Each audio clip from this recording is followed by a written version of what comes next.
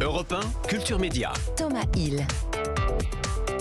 Et comme chaque jour, bien sûr, on démarre cette émission avec la session de rattrapage de Jean-Luc Lemoine. Alors Jean-Luc, comment ça va aujourd'hui ? Ça va très bien, Thomas. Je suis très content d'être parmi vous. Pourquoi vous parlez comme ça ? Je m'adapte, je parle au ralenti aujourd'hui. J'essaie de lutter contre le sabotage de mon travail dans cette émission. Oui, d'accord. Voilà. Samedi, je présente un prime time sur France 3. Le grand reporter d'Europe 1, l'homme qui a couvert les plus grands événements, Julien Pichenet, était venu à ma rencontre pour en parler. Oui. Il a diffusé son reportage hier dans son journal des médias. C'est vrai. Alors, c'était peut-être chiant, je ne dis pas. Possible. Mais si vous n'aviez pas envie, ne le diffusez pas, parce que là, vous l'avez quand même passé hier en accéléré, il n'y a pas de trucage. Ce sera le moment de vérifier ça en essayant de répondre aux questions de Jean-Luc Lemoine. Attention, il prévient, ce sera pas facile. Ouais, le niveau est très élevé, on était surpris. Il y a 40 candidats à la base, il y a 4 finalistes à la toute fin qui ont droit à la centrifugeuse. Ouais, écoutez, C'est c'est vraiment passé comme On ça était hier. pressés, on était pressés. Non mais c'est gentil de me faire passer pour un témoin anonyme, mais Julien avait donné mon nom avant, les génies. Alors soit j'ai mué, soit c'est du sabotage. Et comme a priori ma croissance est terminée depuis longtemps, j'espère que vous allez mieux soigner Nicolas Duvauchel. Ouais, juste votre prime, il sera diffusé en 33 tours, en 45 tours. Ouais, samedi c'est ça. soir. Aucune solidarité dans cette équipe pourrie là. Bon, alors Nicolas Duvauchel, effectivement, que nous recevons pour sa série Cœur Noir diffusée sur France 2. Et alors, comme vous êtes vous-même sur France Télévisions, Jean-Luc, on peut dire que c'est presque un de vos collègues, finalement. Presque, carrément oui. Il y a tellement de points communs entre Cœur Noir et Samedi d'en rire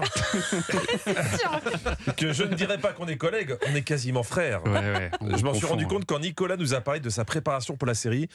J'ai à peu près la même pour une émission. Se déplacer, tirer, remettre ça, recharger, enfin de tout apprendre et puis beaucoup de drill, beaucoup d'exercices. Voilà, pareil. Ouais, beaucoup de drill, ouais. J'ai rien compris, mais pareil. Enfin, quand vous dites beaucoup de drill, vous parlez bien des pastilles pour la gorge. Exactement. Non, parce que Nicolas, c'est aussi une voix rauque, abîmée. Ouais. T'as l'impression qu'il est à 12 paquets par jour. Alors, alors le problème d'une voix comme ça, c'est que tu peux rien y faire. On imagine la vie rock'n'roll qui va avec. T'avais quoi comme poster dans ta chambre? J'avais des posters de Metallica, de Sepultura, voilà, des groupes de métal que j'écoutais à l'époque. Ouais. Le premier film que j'ai dû aller voir, c'était Roxy Rookie ou un truc comme ça, je me rappelle encore. J'ai beaucoup pleuré. Ah ouais, C'est rock and roll. Mais chialer devant Roxy Rookie avec cette voix, moi j'étais pas prêt. Mais c'est ça, Nicolas, c'est un homme honnête. Vous y attendiez pas. La transition est folle. Personne n'imagine Nicolas Duvauchel devant Roxy Non, en train de chialer surtout. J'étais jeune, ça suffit. J'étais tout jeune. J'ai regardé beaucoup d'interviews, il répond à tout, Nicolas. T'as juste pas intérêt à manquer à la question, parce que sinon tu te dis qu'il a quand même des loisirs bizarres. Ça faisait quoi de tabasser une vieille avec une barre de fer? Elle était excellente, c'était une vieille titi parisienne en plus. Elle était vraiment excellente, cette petite dame, ouais, la pauvre.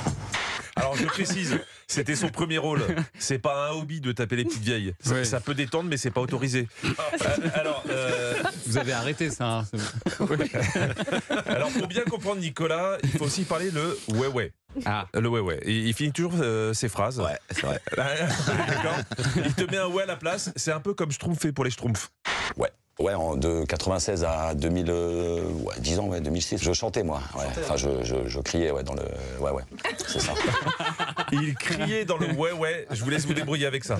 Vous allez essayer de faire un effort pour l'interview dans un instant. Tout à fait. Bon, et puis alors Jean-Luc, pour votre session de rattrapage, vous avez aussi regardé les Culs d'Or 2024 sur TMC. Oui, les Culs d'Or, c'est une cérémonie qui récompense les femmes et les hommes que la rédaction de Quotidien a aimés en 2023. D'accord. Autant vous dire qu'on n'est pas dedans. Ce qui nous fait un point commun avec Francis Holm. Voilà. Alors évidemment, cette cérémonie est très subjective, puisque si elle était sérieuse, ils auraient remis le Cul d'Or du meilleur acteur à Nicolas Duvauchel. Voilà.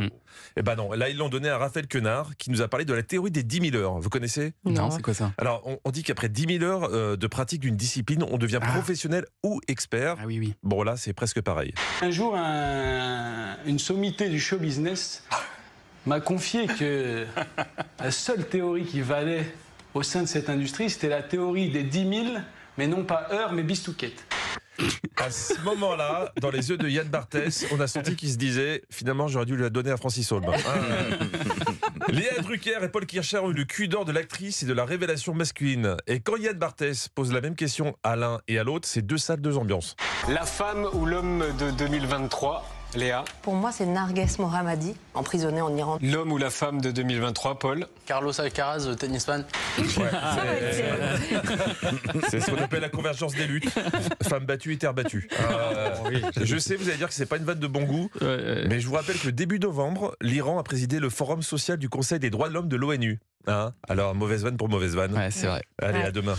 Merci Jean-Luc Lemoyne et on vous retrouve effectivement demain. D'ici là en replay sur europe1.fr.